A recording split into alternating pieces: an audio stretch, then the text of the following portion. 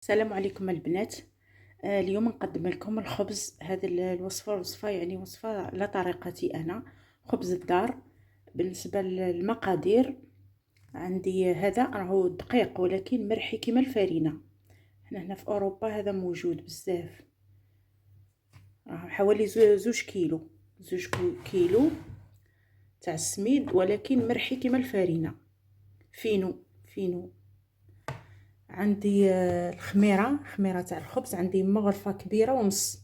مع الجو بارد بزاف لازم نكثروا الخميره.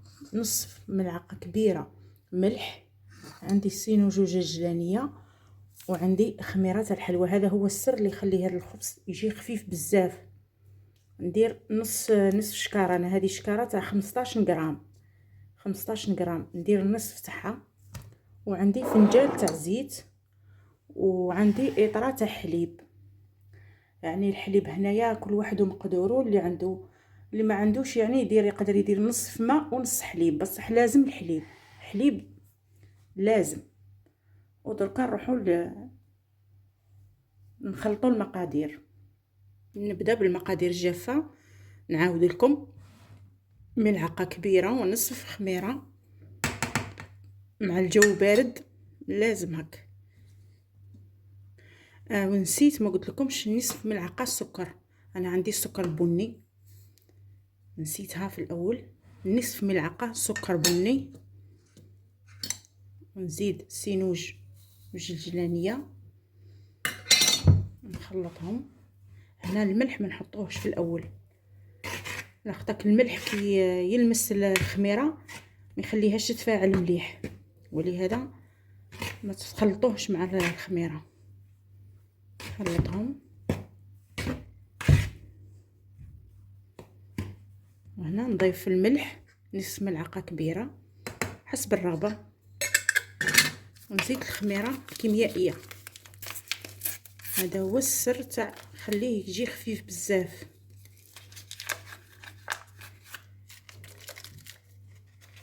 ندير نصف، انا هذه 15 غرام درت النص تاعها. نخلطهم.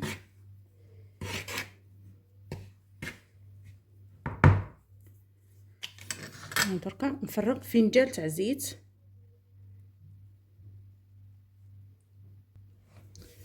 نخلط الزيت مع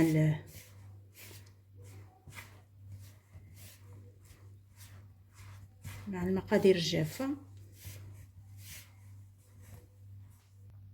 ودركا نبلو بالحليب، لازم يكون دافي.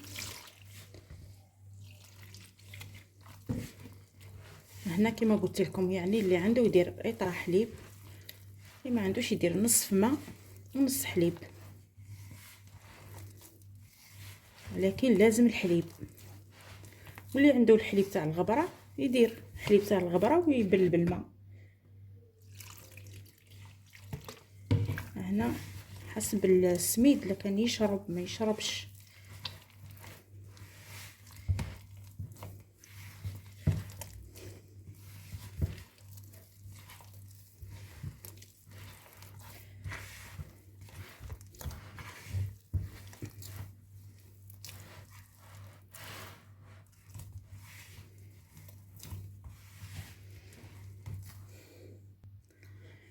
هنا راني لميتها،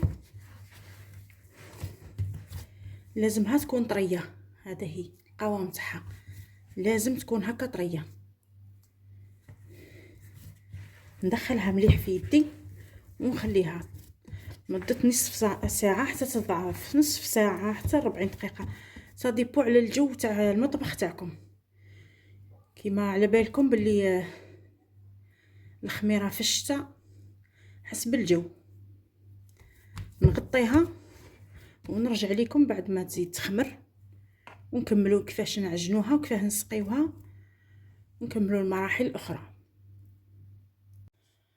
انا رجعت لكم البنات بعد ما طلع لي، لقيتو خمر ضاعف الحجم تاعو. راني عجنته وسقيته 3 مرات، تقريبا في نصف فنجان يعني تاع، لاني في الاول كما قلت لكم راني بليته طري بزاف، وسمحوا لي المقطع تاع كنت نعجن ونسقي فيه تمسح لي، انا عند روحي نصور، ماشي تمسح لي، انا عند روحي نصور الساعه هو ماهوش يصور. المهم ها كيفاش يعني معجون مليح، هذا هو القوام تاعو.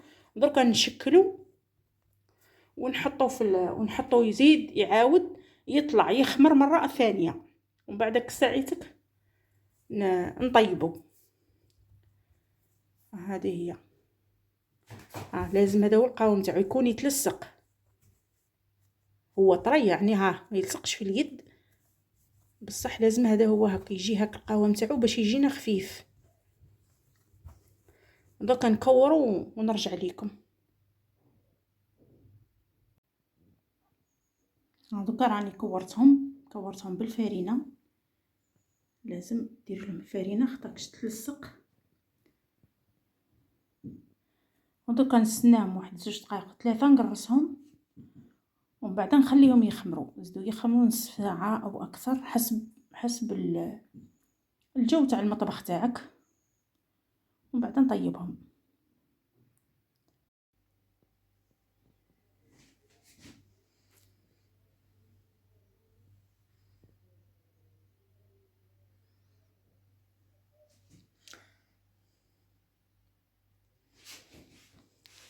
هنا البنات راني قرصتهم، ودركا نخليهم المره الثانيه يزيدوا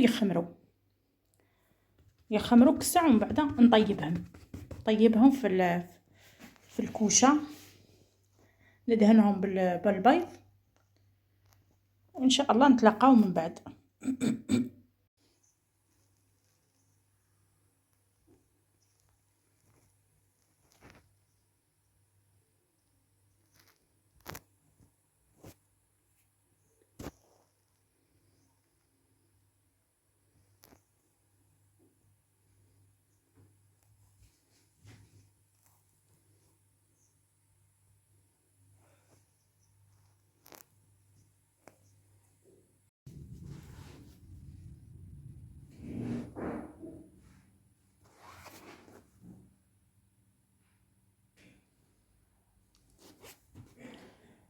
وهاو الخبز البنات راهو طاب وجد، جا خفيف كما راكم تشوفوا. دوك نقسم لكم ونتمنى انكم جربوه يجي خفيف بزاف. والسر تاعو هو في هذيك الخميره تاع الحلوى، كما قلت لكم الخميره تاع الحلوى هو اللي يخليه يجي خفيف. والزيت ثاني عندي ثاني وصفه اخرى تجيب الزبده ان شاء الله نقدمها لكم قبل رمضان باش تحضروها. النتيجه هاهي خبز طري،